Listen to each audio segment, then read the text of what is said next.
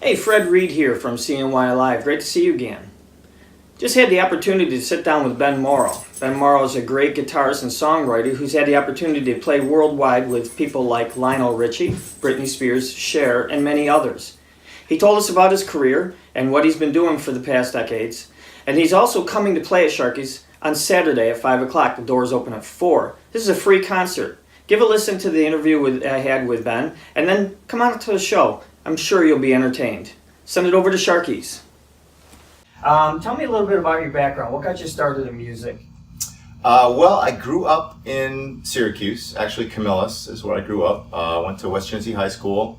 Went to OCC for a year for classical guitar. And my journey kind of started, I played a bunch of hotels when I was young. I left Syracuse at age 21 and did this hotel circuit for a while that was like kind of like a top 40 circuit.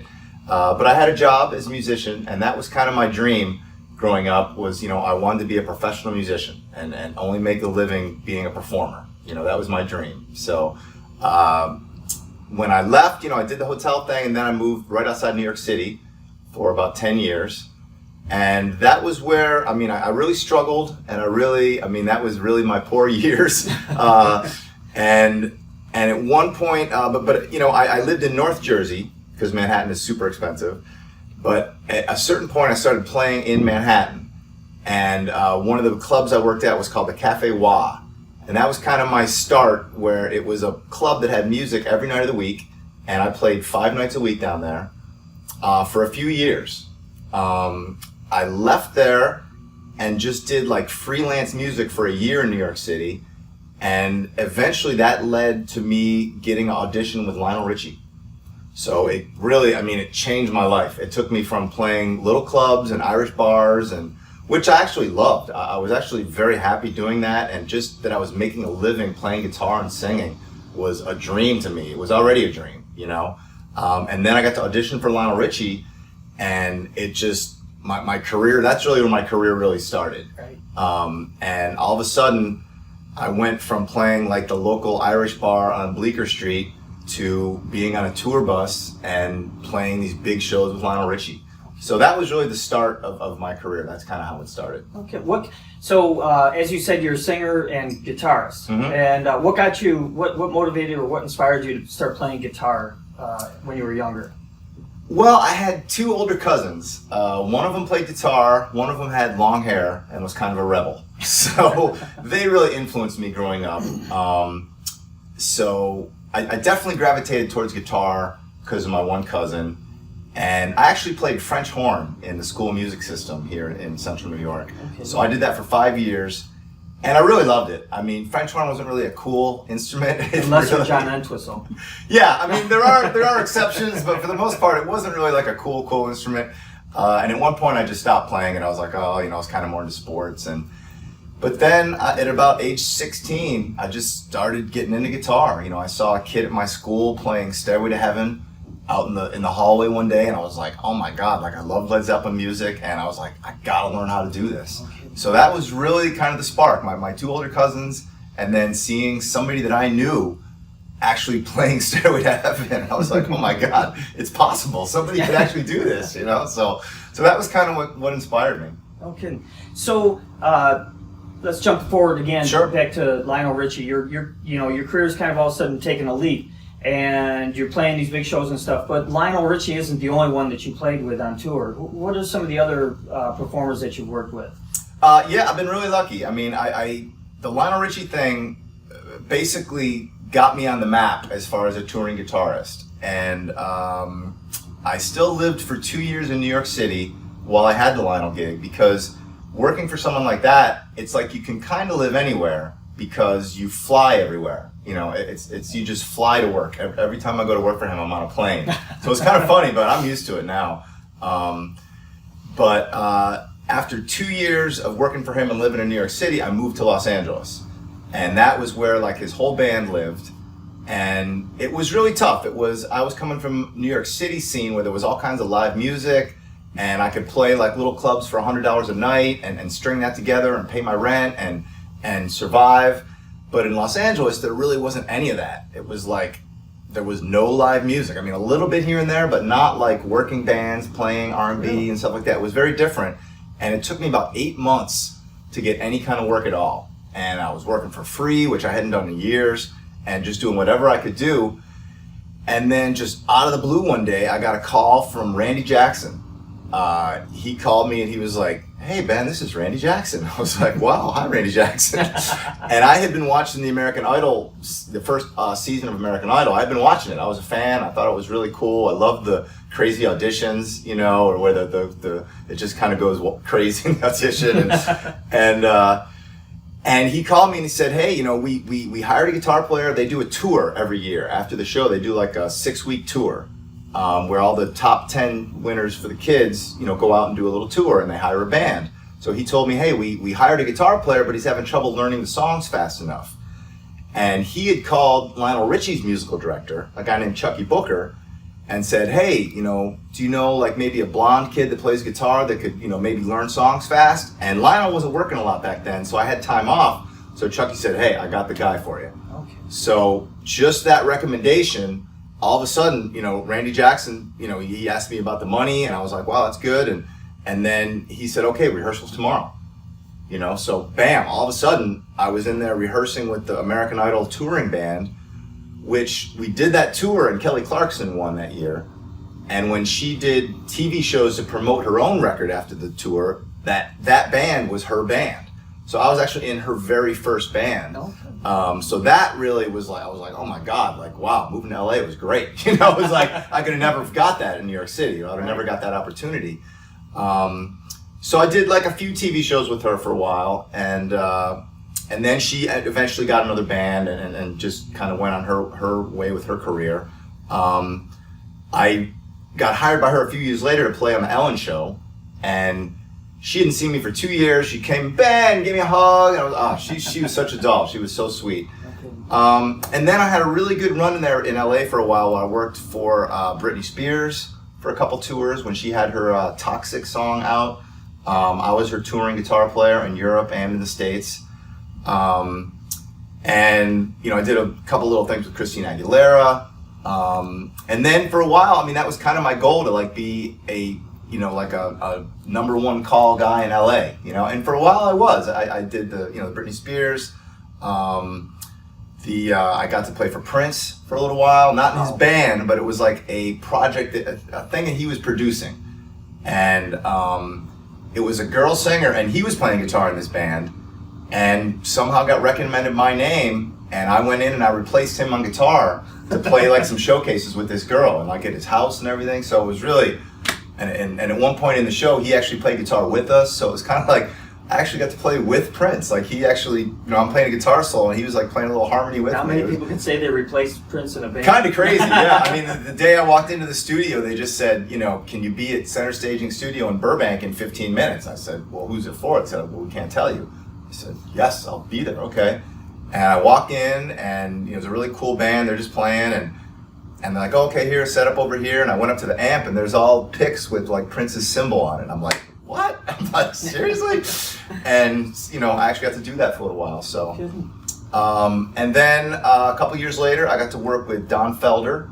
He's the guitar player from the Eagles. He was the guy that wrote Hotel California.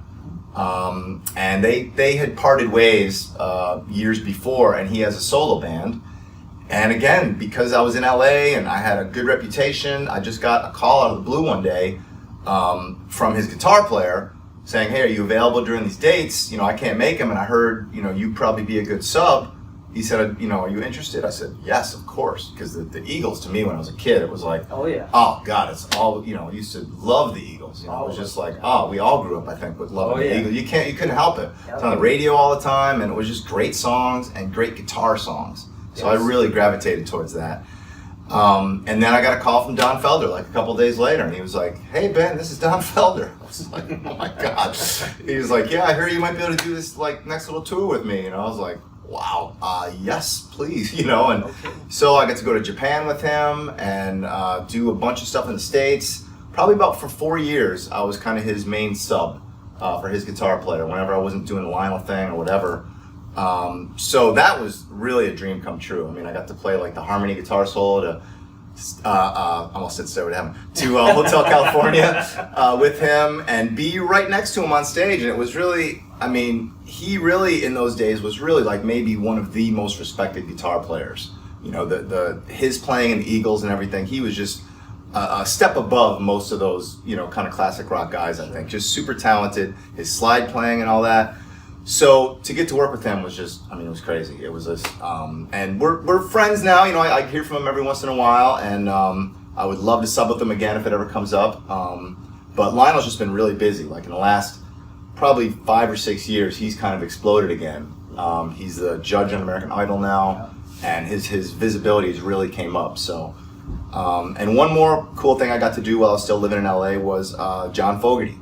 I knew a guitar tech that was working for John, and they needed somebody to fill in for like a little tour, and it was kind of the same thing. Like I just got a call one day saying, hey, can you be at John Fogerty's house tomorrow at like 10 a.m. and I was already working that night, and they said, okay, here's the songs, and you know, I didn't get home till like 11 o'clock, and I, you know, but I learned them quick, and got to go to his house and actually audition for John Fogerty. Wow. So it was crazy, and I did a tour of Australia with him. I got to play a couple sold-out shows at the Beacon Theater with him. He was there was a couple records that he hadn't played in a few years. He was like fighting with his record company, and when he finally got the masters back to him, he did these 2 special shows in New York City, where one night he played the whole record down, one whole record, and then his regular show. The very next night we played the other record all the way down, and then his regular show. So it was pretty amazing, and I mean, he was such a idol to me when I was a kid. You know, my mom would drive me and my brother to school some days when we missed a school bus or something, and the only cassette she ever had in the car was John Fogerty's Centerfield. So it's like all we ever heard, you know. So it was just like to get to play those songs with him and be right next to him. It was amazing, and in that band I was actually singing a lot. I was like the main background singer, doing a lot of like the high harmonies with him, and he's just, I mean, he's a crazy singer. When you're in a room with him, I mean, he's got like that kind of preacher, that loud preacher voice that is just like gives you chills, you know. And it was like, you know, and I got to sing harmony with him. It was like unbelievable. So, so those were kind of the main, I would say, the main parts of the other people that I've gotten to play with. So. Okay. That's awesome. That is spectacular, actually. Thank you. But through all that, you've done some of your own stuff. I happened to hear one of your CDs, the one listed as Ben Mauro, and thank you. Loved it. It was really great. It's a great compilation. You have a more recent one that's out there. I do. It's called Good Day. It's an EP. It's only available digitally, so of course iTunes or Amazon. But this one I'm really proud of. It's I had a couple EPs that I released before that are online that were a little more like singer-songwriter and a little bit more pop and all kind of different styles and genres. But this one is kind of more Americana, and leaning towards like modern country a little bit. But see, that's kind of what I got from the CD I listened to yours, and it wasn't to the point where you'd be like, oh, this is that or this is that. Like I wouldn't have tried to even define a genre. I'd be like, you just gotta listen to it. You know? Yeah. Well, thank you. So, what brings you back to Syracuse then? What brings you to Sharky's to play? Well, I come home every year to see my family. I see my family at least 2 or 3 times a year and come back here. And about, I guess, 3 years ago, I started doing an annual holiday show. And it was really just mostly for my family because, you know, they never really get to see me perform. And even if you see me in the Lionel show, and most of my family now has seen me play with Lionel. I've been playing with Lionel for 18 years now. So when I first got the job, like a bunch of my family drove down to Madison Square Garden. We were actually opening up for Tina Turner. Wow. And, you know, it was just a crazy story for me because my parents have always been super supportive of me doing music. And, you know, even in the days when I had bands in Syracuse, you know, they would be the first couple to go out on the dance floor and stuff like that. You know, it always takes that first couple, and they would always get out there, and, you know, maybe sometimes it was too loud for them or whatever, but, you know, they always were supportive. And they'd come down to New York City to see me at like some crazy, I was playing like in a kind of a punk band that was playing hard rock and original music, everything. And my parents came down, and, you know, it wasn't really their kind of music, but they supported and they got up and danced a little bit. And then like 6 months later, I got the Lionel job, and I was playing at Madison Square Garden. you know, and all my family came down, and it was just like, wow, it was like what a change, you know, I'd kind of arrived at that point, you know. Right.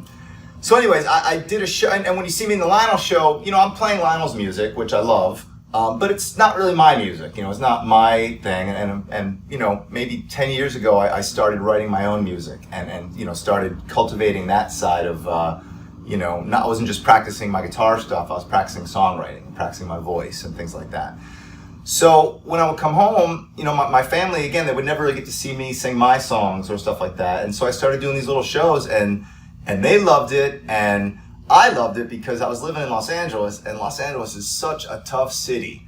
I mean, it's a huge city, there's tons of competition, and I was doing solo shows, and, you know, it's really hard to get anybody to come out. You know, you try to get your musician friends to come out or whatever, and, you know, everybody's busy, and, you know, these clubs, they don't want you to play unless you can bring 15 or 20 people, and they got to pay a cover charge, and, you know, honestly, some shows, you know, I'd supposed to start at 8:30, and I'd be sitting there with the promoter at the bar. There'd be nobody in there. He'd just giving me the evil eye, like, you know, why should I ever hire you again?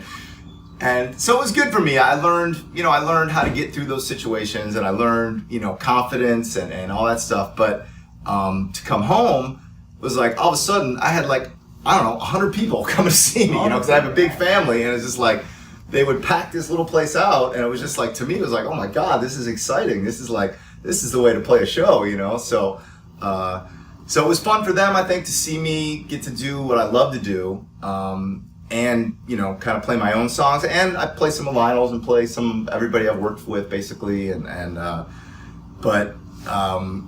so it really started out for the family, but then friends of the family and other friends started coming, and it really built into a cool thing. So now I just love coming home and doing it every year. I have people sit in with me. There's a guy here in Syracuse named Ricky Chisholm that is a legendary singer here, and he was in my very first band that I had when I was 16, somehow playing the clubs in Syracuse at 16, and I had this horn band that was playing like funky music, and actually this guy Ricky Chisholm loved Lionel Richie, so he got us playing Lionel Richie music, and then, you know, years later when I got the call, it was like I already kind of knew it. You know, I already kind of knew some of the songs. So he sits in with me. He's a joy, and he's just super exciting. He does some Lionel Richie. He does some Stevie Wonder, some James Brown.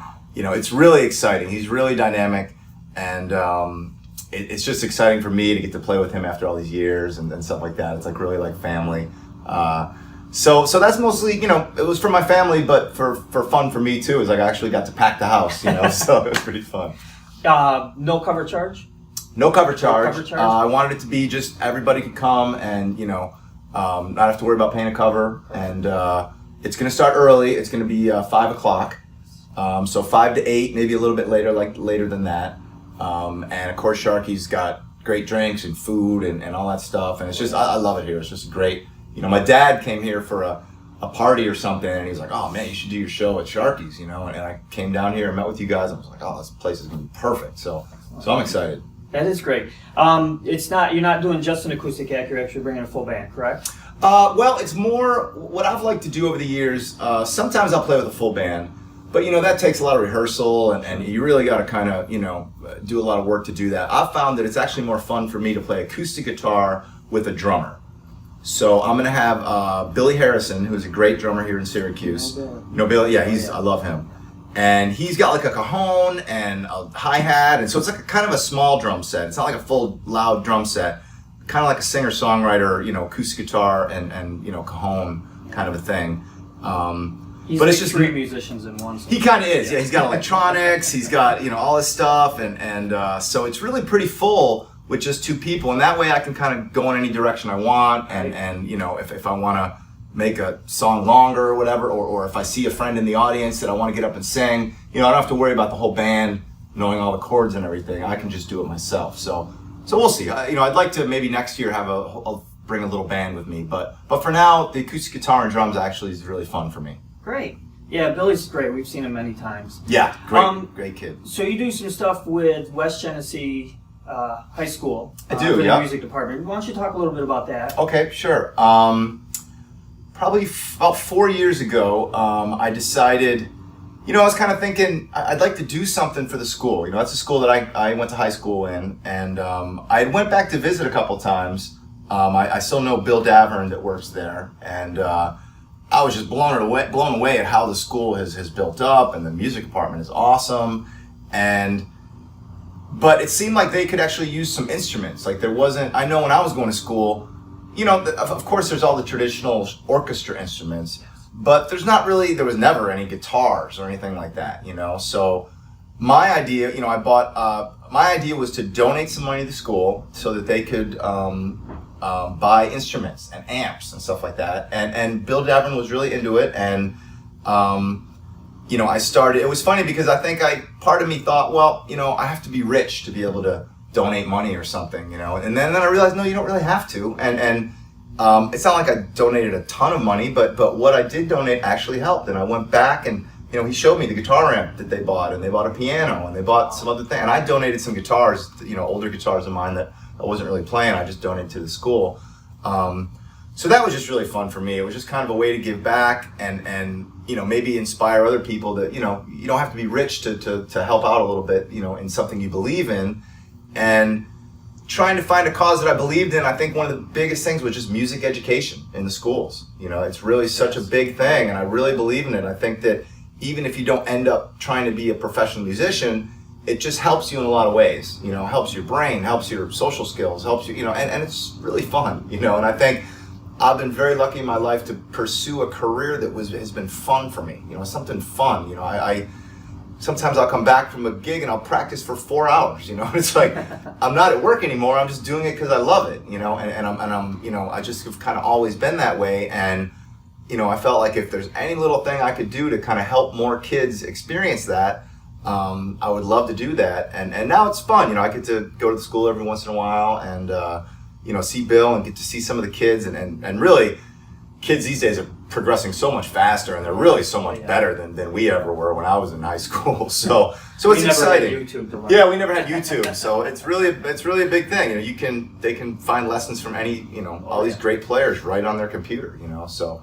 But anyways, that's just been a cool thing for me to make me feel good. And then the fact that, he tells me that they do some shows where they use that amp or they use that piano and the kids are in the practice room using that stuff. It's like, wow, I just, feel like, what a great feeling for me. And if I can help the school a little bit, that's great. So that is awesome. Thank you. So just to kind of wrap it up. So Saturday. Saturday. Yeah. Sorry. Yep. I lost my dates there. No problem. You're going to be out here playing. People come at 5. You kind of talked a little bit about your show already. Anything else you want to throw out there before we go ahead and wrap this up? Well, if you want to find out more about me, I've got a website. It's benmauro.com. So that's BENMAURO. And of course, I do the Instagram and the Facebook, and I try to do something pretty much every day, just to kind of keep my face out there and little videos from me performing or whatever. So if you go to my website, you can kind of, it'll take you to all that stuff. I've got a YouTube page. One of the cool things about working for Lionel Richie is I've gotten to travel the whole world. I mean, it's really, I think his story, he was so huge in the 80s, and then he took a break for like 7 or 8 years, and then came back. But in the States, it's a fickle place, and trends change very fast in the States. And all of a sudden, he was having trouble booking tours in the States. So he started working in Europe and all over the world. So it was like, as soon as I started with him, actually my first job was in Dubai. Wow. Like as his official guitar player. I did a couple before that, just kind of filling in, but it was like, the first big show I did with him, just kind of filling in for his guitar player. He walked up to me, he's like, okay, see you at the next one. And it was in Dubai. So it was like, oh my God, I flew to London, had like a 6-hour layover, and then flew to the Middle East and did this crazy show for, like some huge sheikh with like 100 wives and, owned half the country, owned the airlines. And so working for Lionel, it's really, I've gotten to do some amazing things, and my dad helps keep track. He's been really cool. He's kind of like my manager these days. And I think with Lionel, I've played in 37 different countries. Wow. So a few years ago, I started doing a YouTube show called Let's Go with Ben Mauro, like a little travel show. because I was like, I was living in LA. I was kind of, watching. Everybody's an actor in LA, so watching people and hosting little TV shows and stuff. I was like, I could do that. It doesn't look that hard. So I started hosting this little show, and like the first one that I ever filmed, was at the Great Wall of China. Me and Chucky Booker, who was Lionel's musical director, us walking around the Great Wall of China. Wow. And everybody wanted to take pictures with us, and it wasn't they knew who we were. It was just like this tall blonde dude and this big black guy. They were like, what is this? Like who are these people? You must be famous. Yeah, you must be famous if they're here. So we had fun with just the people, and it really turned into a cool thing for me because it helped get me out of the hotel room. Sometimes you do these crazy flights, you sleep all day, and then the very next day you have sound check and the show, and then you leave the next morning. So it's really, sometimes you're actually in the air more than you're on the ground, But trying to do this show inspired me. I'd get to the hotel, instead of taking a nap, I'd have a sip of coffee, take a shower, and I would try to get somebody to bring me to like the local market or somewhere cool, and I would just meet people and just film, kind of hold the camera myself and just kind of film. And it was turned super fun. And, it was something that I love playing guitar and singing, but being like a host of a music show was really fun, and it was, I think it kind of gave everybody a little bit of a backstage peek at what it's kind of like doing that, and just some of these crazy places that I got to see, and some of the, all over Asia and all these places where, so you can find that, it's on my YouTube channel, which is just Ben Mauro, or you can find it on my website. And on the website, there's some of my music. And the other thing I think that's big with me right now is I just moved to Nashville. So I had a feeling about Nashville. I went down there for a week, and I gave myself a week. Okay, I said, I'm gonna go out every single night, see bands, and see if I like it here. After 2 nights, I was like, I love it here. I'm moving. And everything just fell into place. I came back like 2 weeks later, and I found a place. I love it. And there's a bunch of Syracuse musicians that have moved down there. Yeah. Greg Goose LaPointe, Max McKee, a lot of people from Utica. I just met somebody from Buffalo. So there's a whole upstate New York like group in Nashville, and that's been like the people I hang out with, and that's been really inspiring. So I'm gonna have a band together with some of these guys soon, and I'm hoping to do some new music in the next year. I've already met a couple cool songwriters, some from Syracuse, that actually I met through the guy from Sharky's introduced me to a songwriter, and we hung out, and I was like, wow, this is great. So Nashville's been exciting, and I think that next year I'm going to start working on a new record, hopefully collaborating with some of these talented people in Nashville, songwriters, and so that's kind of my exciting thing that's going on with me. But really, this week it's this show. So I'm excited to be at Sharky's, and with Ricky Chisholm and Billy, it's always fun. And again, my great family that it's going to be a party with them. And there's a couple other singers who are going to sit in, and who knows? I got some other friends that might come by. You never know. But really, I hope that we can pack the place out. And again, there's no cover, and we'll be doing some holiday tunes, but mostly just kind of having fun and just making it a holiday party. So. Perfect. Thank you. I hope everybody can stop down here on Saturday. Doors open at 4, 5 o'clock is the show. Join Ben Mauro's family, and let's raise the roof of the place. Love it. Thanks a lot, Thank man. you, Fred. Appreciate you for coming Thank out. you very much. Appreciate it.